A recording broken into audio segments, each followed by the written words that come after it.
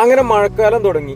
ഏത് നിമിഷവും കരിമ്പുഴയിൽ വെള്ളം കൂടാം. നമ്മൾ ഈ പോകുന്നത് പുഴവക്കത്ത് സ്ഥാപിച്ചിട്ടുള്ള ഒരു പമ്പ് സെറ്റിന്റെ മുകളിലേക്ക് എത്തിക്കാനാണ്. നമ്മുടെ ഈ പമ്പ് സെറ്റ് നിൽക്കുന്നത് വെള്ളം കയറുന്ന സ്ഥലത്തായതുകൊണ്ട് തന്നെ ഓരോ സീസണിലും ഇത് മുകളിലേക്കും താഴേക്കും എത്തിക്കുക എന്നുള്ളത് തന്നെ ഒരു ടാസ്ക്കാണ്.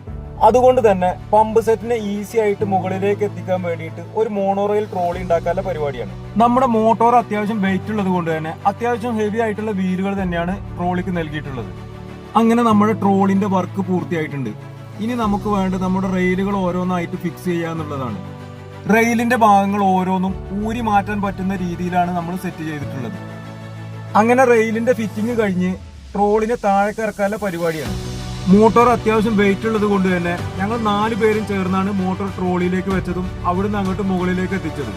അതുകൊണ്ട് തന്നെ മോട്ടോർ ട്രോളിയിലേക്ക് കയറ്റുന്നതും അവിടുന്ന് അങ്ങോട്ട് മുകളിലേക്ക് എത്തിക്കുന്നതുമായ വീഡിയോ എടുക്കാനും സാധിച്ചിട്ടില്ല. അങ്ങനെ നമ്മുടെ ഈ ഒറ്റ റെയിൽ ട്രോളി ഏകദേശം വിജയിച്ച മട്ടാണ്. ഇനി റെയിലില്ലാതെ ഒരു അല്പ ദൂരം കൂടി നമ്മുടെ ട്രോളി ഓടിയാൽ നമ്മുടെ ലക്ഷ്യ സ്ഥലത്തെത്തി.